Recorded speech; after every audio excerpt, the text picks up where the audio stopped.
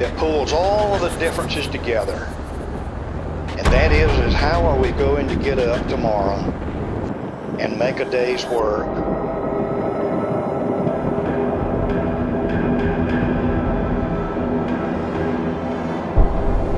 in the waters that we're living around and the resources that are available to us. On this episode of Oregon Inlet, we're going to be traveling down the Pamlico Sound to talk to the fishermen of Hyde County and see how they've been affected by the Oregon Inlet's conditions.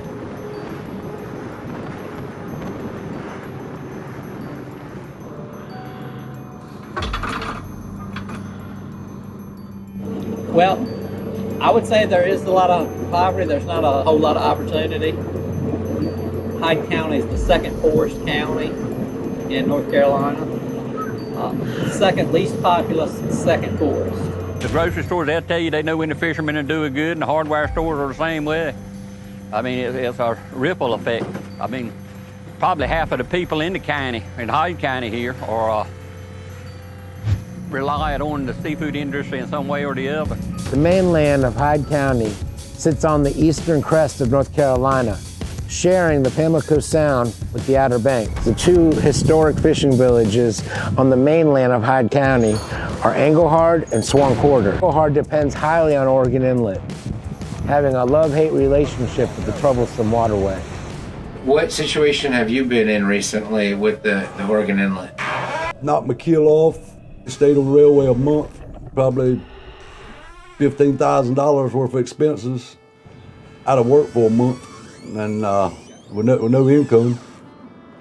How much did that cost you? It depends on what you catch this day and time. It could cost up to $10,000 a week or $5,000 to $10,000 a week, you know.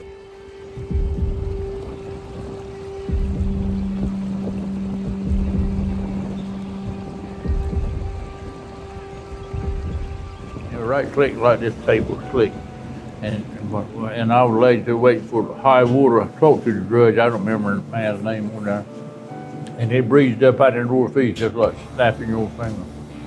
And he said, "Sammy, if you're gonna go, you better come on." But he was going faster than I would. I had probably 1,200 boxes of porgies on there. That would have been my fourth marine fisher.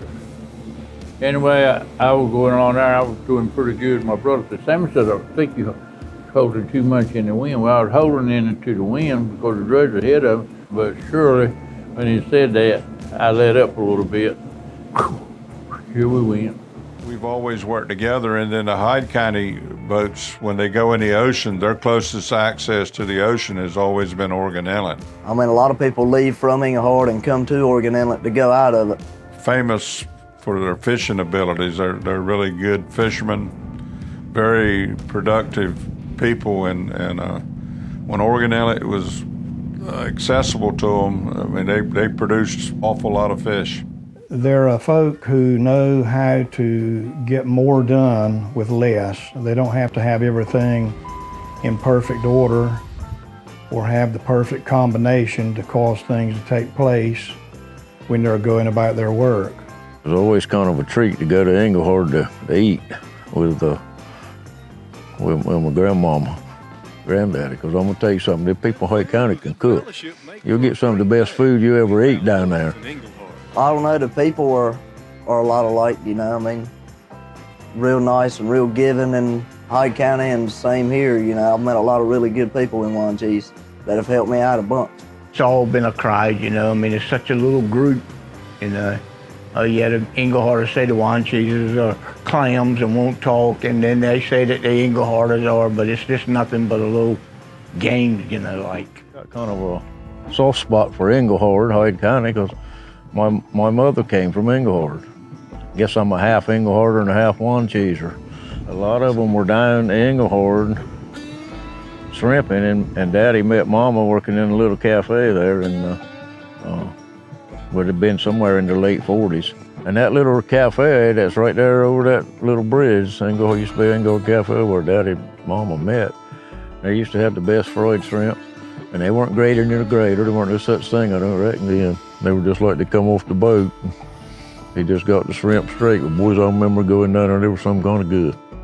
Things started changing in the 50s. People started fishing with the bigger boats. in the ocean. So in 1965, he bought the Captain John Duke from Mr. Cloyd Potter, which was another boat from Hyde County. So in a sense, Hyde County was a little bit ahead of Dare County, Wanchese, of having the bigger boats. The John Duke, Captain John Duke, was a sister boat to the Harry Glenn, which was Jimmy Roll's father's boat. But Captain Will's boat was built by the same man in Chalook.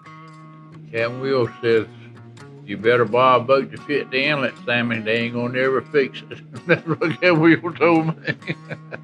You better buy a boat that'll fit the inlet. They ain't gonna never fix it. And so far, he's been right.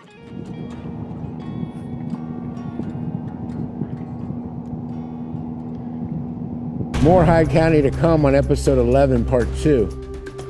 Stay tuned. You're gonna make me a movie star, man. Yeah. This episode of Oregon Inlet is proudly sponsored by Alan Bliven Calls. Check them out on the web at www.alanblivencalls.com.